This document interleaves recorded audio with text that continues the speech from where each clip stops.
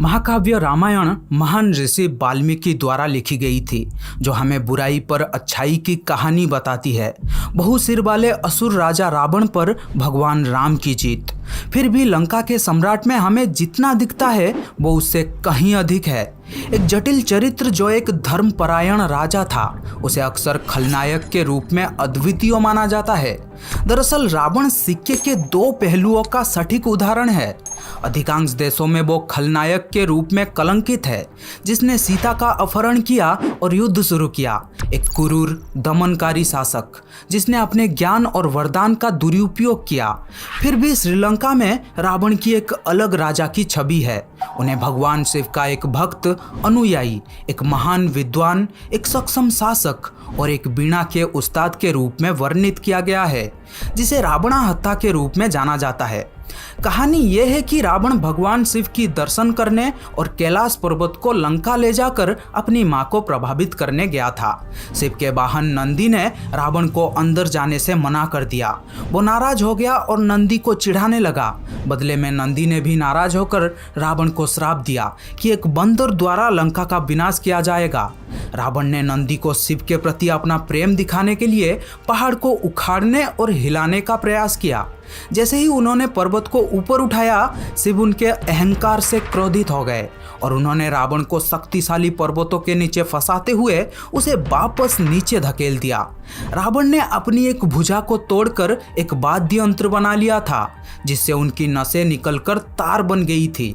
उन्होंने नव आविष्कृत रावणाहत्था का उपयोग शिव की स्तुति गाने के लिए की, जिससे इतनी सुंदरता का संगीत तैयार हुआ कि शिव रो पड़े और उन्हें क्षमा कर दिया। ऐसा उनके मां के साथ साथ शिव के प्रति विश्वास और सम्मान था। वैसे रावण के पास एक उल्लेखनीय वंशावली थी। उनके दादा ऋषि पुलस्त्य ब्रह्मा के 10 दिमागी पुत्रों में से एक थे और पहले मनवंतर में सप्त ऋषि यानी 7 महान ऋषियों में से एक थे। रावण का जन्म एक महान ऋषि विसर्वा मुनि और उनकी पत्नी दैत्य राजकुमारी कैकेसी से हुआ था। कैकेसी का पिता बदले में राक्षस सुमाली का राजा था। कैकेसी ने पिता के आदेश पर संतों के बीच खोज की और अंत में विसर्वा को चुना। रावण के 6 भाई थे। पहला है कुबेर, उत्तर दिशा के राजा और स्वर्गीय धन के संरक्षक। दूसरा है विभीषण, जो राम के अनुयायी थे। तीसरा है कुंभकर्ण, वो जो साल में 6 महीना जागता था और बाकी के 6 महीना सोता था।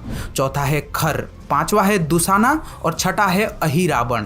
इसके अलावा उसके 2 बहनें भी थी। पहला है कुंभिनी और दूसरा है श्रुपरेखा, जिसने अपने भाइयों को राम के खिलाफ युद्ध छेड़ने के लिए उकसाया।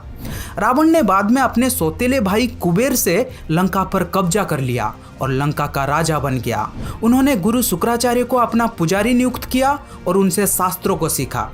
हिंदू पुराणों के अनुसार रावण और उसके भाई कुंभकर्ण भगवान विष्णु के निवास स्थान वैकुंठ के द्वारपाल जय और विजय के अवतार थे। दोनों को अपने दुस्साहस के लिए धरती पर जन्म लेने का श्राप मिला था। इन द्वारपालों ने अपने शक्तियों और तपस्या के कारण छोटे बच्चों के रूप में प्रकट होने वाले संत कुमारों को वैकुंठ में प्रवेश देने से मना कर दिया। उनकी अपमान के लिए कुमारों ने उन्हें वैकुंठ से निष्कासित करने और पृथ्वी पर जन्म लेने का श्राप दिया। श्राप के बाद भगवान विष्णु सहमत हुए कि उन्हें दंडित किया जाना चाहिए। उन्हें 2 विकल्प दिए गए थे, या तो वे 7 बार सामान्य नश्वर और भगवान विष्णु के भक्त के रूप में पैदा हो सकते थे, या 3 बार शक्तिशाली और मजबूत लोगों के रूप में, लेकिन भगवान विष्णु के दुश्मन के रूप में। प्रभु के साथ वापस आने के लिए उत्सुक वे बाद वाले को चुनते हैं। पहले जन्म का श्राप हिरण्यकश्यपु और उसके भाई हिरण्याक्ष द्वारा सतयुग में पूरा किया गया था, जब वे दोनों भगवान विष्णु के पहले अवतारों वराह द्वारा हिरण्याक्ष और नरसिंह द्वारा हिरण्यकश्यपु पराजित हुए थे। त्रेता युग में विष्णु के दुश्मन के रूप में रावण और उसके भाई कुंभकर्ण का जन्म हुआ था और अंत में द्वापर युग में दंतभकर और शिशुपाल द्वारा तीसरे जन्म का श्राप तब पूरा किया गया जब वे दोनों भगवान कृष्ण द्वारा मारे गए। वैसे रावण आक्रामक और अभिमानी होने के बावजूद एक अहंकारी विद्वान भी था। पिता विसर्बा के मार्गदर्शन में रावण ने वेदों, पवित्र पुस्तकों और युद्ध की कला और तकनीकों में पारंगत हो गया। रावण एक उत्कृष्ट वीणा वादक भी था। उनके झंडे के चिन्ह पर वीणा का चित्र था। सुमाली उसके नाना ने गुप्त रूप से यह सुनिश्चित करने के लिए कड़ी मेहनत की कि रावण दैत्यों की नैतिकता को बनाए रखे, जिस वजह से रावण और उसके भाइयों ने 11,000 वर्षों तक गोकुंड पर्वत पर तपस्या की और ब्रह्मा से वरदान प्राप्त किया। रावण को एक वरदान प्राप्त था जो उसे मनुष्यों को छोड़कर ब्रह्मा की रचना के लिए अजय बना देगा। दरअसल रावण ने देवताओं, स्वर्गीय आत्माओं, अन्य राक्षसों तथा सांपों और जंगली जानवरों से पूर्ण अभेद्य और वर्चस्व के लिए भी कहा, लेकिन नश्वर पुरुषों का तिरस्कार करते हुए उसने इनसे सुरक्षा नहीं मांगी थी। ब्रह्मा ने उन्हें हथियार के रूप में एक रथ और आकार बदलने की क्षमता भी उपहार में दिया था। ऐसा माना जाता है कि रावण ने भगवान ब्रह्मा को प्रसन्न करने के लिए अपनी तपस्या के दौरान 10 बार अपना सिर काट लिया था। हर बार जब वो अपना सिर काटता तो एक नया सिर प्रकट होता, जिससे उसे अपनी तपस्या जारी रखने के लिए अनुमति मिलती। अंत में शिव उनके तपस्या से प्रसन्न होकर उनकी 10वीं सिर छेदन के बाद प्रकट हुए और उन्हें एक वरदान दिया। लेकिन रावण ने अमरता मांगा, जिसे शिव ने देने से इनकार कर दिया। हालांकि उन्होंने रावण को एक दिव्य अमृत पिला दी थी जो उसे अमर बना देगा। रावण के नाभि के नीचे अमृत जमा था और जब तक ये रहा तब तक उसे पराजित नहीं किया जा सकता था। शिव ने उन्हें दिव्य हथियारों और जादू के ज्ञान से उनके 10 कटे हुए सिर और महान शक्तियों के अलावा ये वरदान दिया। इस प्रकार रावण को 10 मुखा या दशानन के नाम से भी जाना जाता है।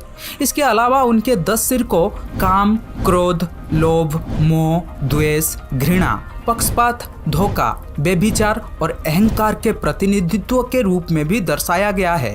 अहंकार इन सब से 10 सिर बनता है और इसीलिए रावण में ये सभी गुण थे।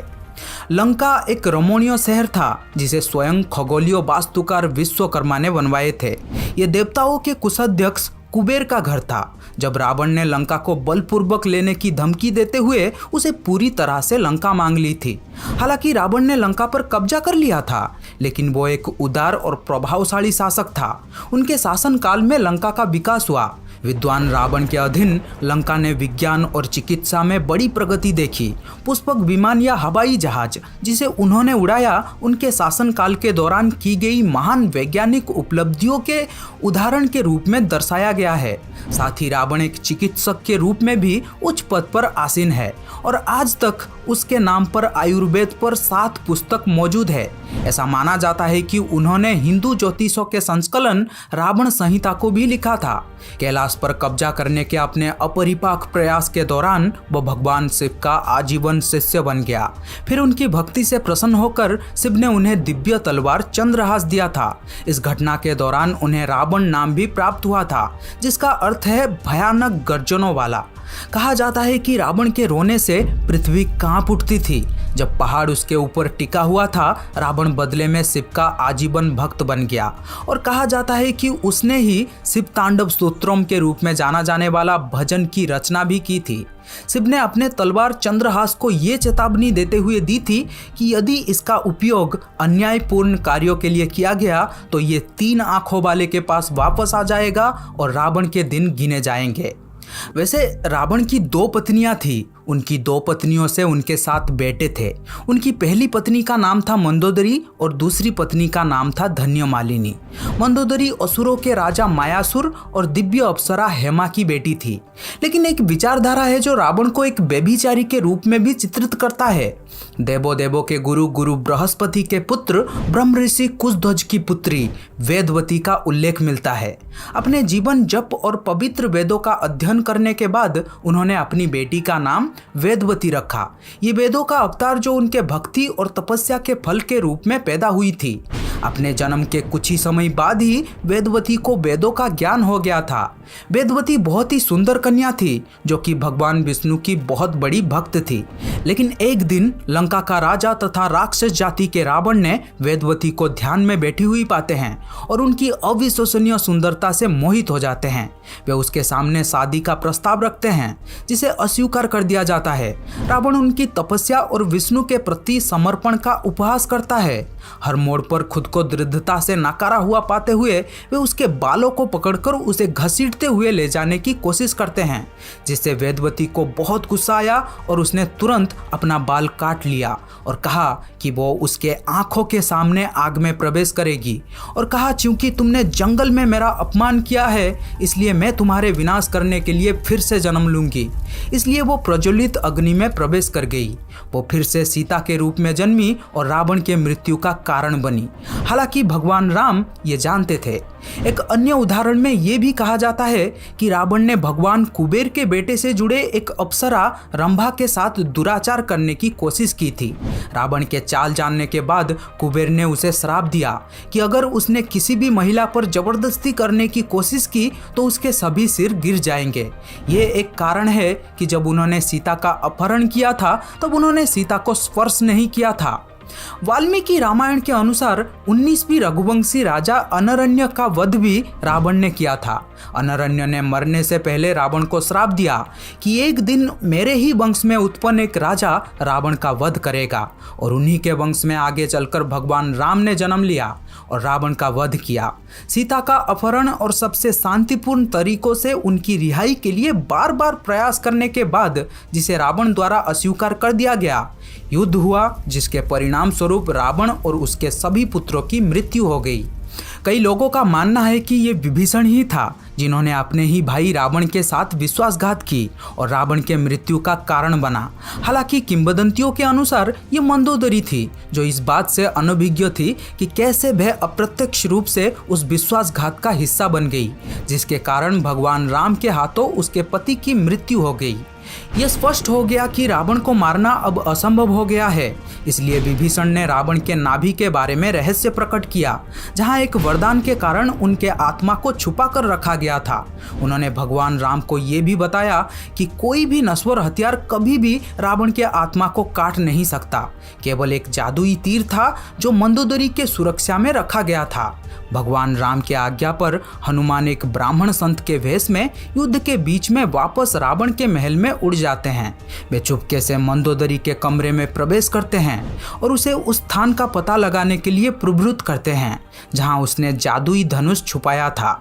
जैसे ही वे उसे पाकर उड़ने ही वाले थे, मंदोदरी को समझ में आ गया कि कैसे उसे पति के मृत्यु का हथियार का खुलासा कराने के लिए भृगलाया गया है। और रावण के निर्जीव शरीर को देखने के बाद उसने हनुमान को ये कहते हुए श्राप दिया कि जिसके लिए तुमने मुझे धोखा दिया है वो एक दिन तुमसे दूर हो जाएगा। आज मुझे जिस तरह गम में रहना पड़ रहा है, तुम भी सदा के लिए दुख में जियोगे। वैसे भगवान राम रावण के बुद्धि और ज्ञान से बहुत प्रभावित थे। यही कारण है कि उसे हराने के बाद उन्होंने रावण की प्रशंसा की और मरने वाले रावण की आशीर्वाद लेने के लिए अपने भाई लक्ष्मण को नियुक्त किया। भगवान राम ने अपने भाई लक्ष्मण को उनके पास जाने और दुनिया के बारे में कुछ जानने के लिए कहा, जो कि रावण जैसा विद्वान ब्राह्मण को छोड़कर कोई अन्य व्यक्ति उन्हें कभी नहीं सिखा सकता था। लक्ष्मण ने अपने भाई का आदेश पालन किया और मरने वाले रावण के सिर के पास खड़े हो गए, लेकिन रावण ने कुछ नहीं कहा और लक्ष्मण राम के पास लौट आए। राम ने तब लक्ष्मण से कहा कि जब भी कोई किसी व्यक्ति से कुछ सीखना चाहता है तो आपको उनके सिर के पास नहीं बल्कि उनके पैरों के पास खड़ा रहना चाहिए। लक्ष्मण फिर से रावण के पास गए और इस बार वे उनके पैरों के पास खड़े हो गए। लक्ष्मण को अपने पैरों के पास खड़े देखकर रावण ने उसे 3 मुख्य रहस्य बताए जो किसी का भी जीवन सफल बना सकता है। रावण ने लक्ष्मण को जो पहली बात बताई वो ये थी कि किसी भी शुभ कार्यों को जल्द से जल्द कर लेना चाहिए और अशुभ कार्यों को जितना हो सके टालते रहना चाहिए। उन्होंने सुबह से शीघ्रम कहकर इस शिक्षा का समर्थन किया। उन्होंने लक्ष्मण से कहा कि वे राम को पहचान नहीं पाए और इसलिए शरण में आने में देर की, इसलिए उसकी ये दशा है। दूसरी बात जो उन्होंने लक्ष्मण को सिखाई वो ये थी कि अपने दुश्मन को कभी भी कम मत आंको। उन्होंने कहा कि उन्होंने बंदरों और भालुओं को कम या अक्षम समझने की गलती की और उनके खिलाफ लड़ाई हार गया। जब उन्होंने भगवान ब्रह्मा से उन्हें अमर बनाने के लिए कहा तो उन्होंने कहा कि बंदरों और मनुष्यों के अलावा कोई भी उन्हें मार नहीं सकता। ऐसा इसलिए क्योंकि उसे विश्वास था कि ये दोनों जीव उसे नहीं मार सकते। तीसरी और आखिरी बात जो रावण ने लक्ष्मण को बताई वो ये थी कि अपने जीवन के रहस्य को दुनिया में किसी के भी सामने प्रकट नहीं करना चाहिए। यहाँ भी रावण ने गलती की क्योंकि विभीषण को उसके मृत्यु का रहस्य पता था। रावण जानता था कि ये उसके जीवन की सबसे बड़ी भूल थी। तो आप भी ये 3 आसान चीज़ें फॉलो कर सकते हैं और अपनी लाइफ को आसान बना सकते हैं। वैसे आपको ये वीडियो कैसा लगा कमेंट बॉक्स में ज़रूर बताना और इस वीडियो को लाइक करें, अपने दोस्तों के साथ शेयर करें और इस चैनल को सब्सक्राइब करना बिल्कुल भी मत भूलें। Thank you. एक बार हमारी रावण से बात हुई, फोन कॉल पर। अब ये मत पूछना कि नंबर क्या था, हुई तो हुई।